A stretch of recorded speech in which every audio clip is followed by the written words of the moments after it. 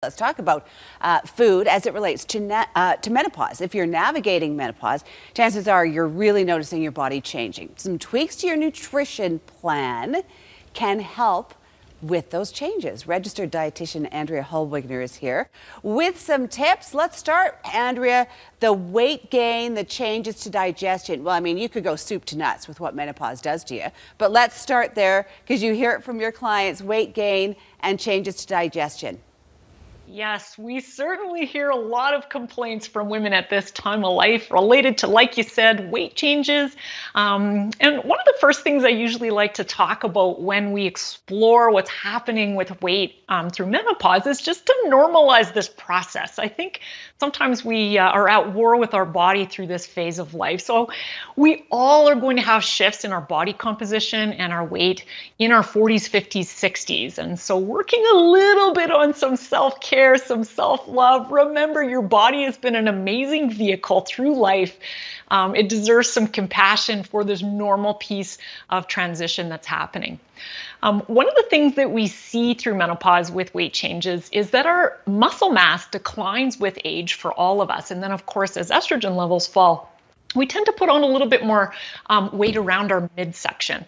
And so one of the things I get women to think about at this phase of life is, first of all, we can't change everything that's going on, but we can look at a few things with our nutrition. So we can look at, is there changes maybe into what types of foods that I'm eating?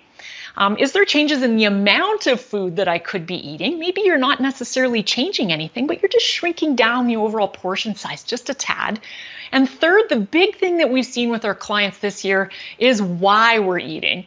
With lots more emotional eating and stress, and as sleep disturbances get in there, we see more cravings and fatigue eating and these types of things. So digging into the why we eat what we eat tends to be a big area of focus for us at this phase of life. And here I am thinking that you were just going to give us a quick fix, but no, it's just never that easy, is it? Never easy like that. No, it's looking at everything from a really broad perspective. And from a what we know about perspective. That's really important because you do feel like you're at war with your body. Let me tell you, you do feel that. Cardiovascular disease and bone loss, your chances of that goes up, but there are some nutritional things we can do to sort of even that out. Yeah, I mean, the good news is that there's nothing necessarily like drastically different you need to do at menopause because cardiovascular disease, bone loss, even some digestive changes are happening. The same stuff that dietitians are always talking about, eating more whole foods, is really what we're after at this phase of life. When we talk about like whole foods, these are, of course, these things that your grandparents would recognize as food. They tend not to have long, crazy labels. They tend to be things that grow on trees, lots of plants. We're always talking about more fruits and vegetables, particularly at menopause. If you haven't been here yet, this is really where we want you to spend some time in really understanding how to flavor them. I think so many people get stuck with, not understanding how to make vegetables taste good. And they need a little love, they need a little culinary knowledge so that they become something that you're excited to eat. And you're going to show us some things that we can try on our own. In your You bet. Let me move over to my second camera angle here so I can show you some awesome foods for menopause. So again, you're going to see lots of whole food items here. So of course, in the middle, I've got lots of your fruits and veggies. My personal favorite way to prepare these things is literally very simply. So chop up your peppers, your broccoli, potatoes, carrots, any kind of veggie you've got. Cauliflower works great. Put a little drizzle of olive oil and just put them into the oven and roast them. It brings out that natural sweetness of those foods, and it's a nice comfort food at this time of the year. A couple of the other kind of key things when we're talking about menopause nutrition is really good sources of fiber, because we do have some changes in what's going on with our digestive system. So yes, we talk about lentils, chickpeas, black beans, all of these things are great. Canned versions are fantastic. I've got a whole big bag of lentils here that go great in a slow cooker. And then the other great sources of fiber would be some ground flax. We do see some positive research for omega-3 fats for women through menopause. So those are things like your fattier fish like salmon, your flax. Chia seeds would be a great thing to toss a little bit into your, let's say, your overnight oats or your oatmeal in the morning. And that's going to add a little extra calcium, which is, of course, really good from a bone health perspective through this phase of life.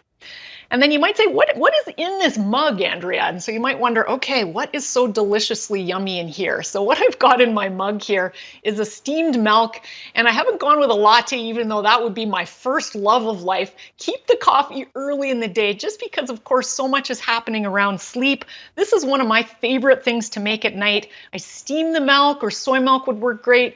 A little pinch of brown sugar and a little bit of vanilla in there. This is like deliciousness in a mug, very cozy, nice comfort food. Nice. You could try your sleepy time style teas again, also really great if you're struggling with the sleep end. And that is a part of it too. So if you haven't taken the opportunity to take a look at your nutrition and look at adding in a handful of flax, adding in those legumes, making sure you're upping the fruits and vegetables, certainly women, menopause is the time to do that for so many reasons to support your body. Andrea, you've got a great series on nutrition and menopause on your website. What's that website? Quick, please. I do.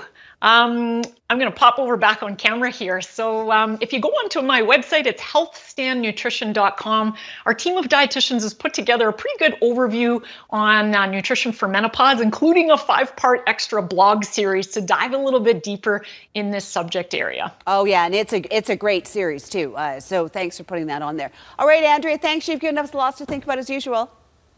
Thanks so much for having me.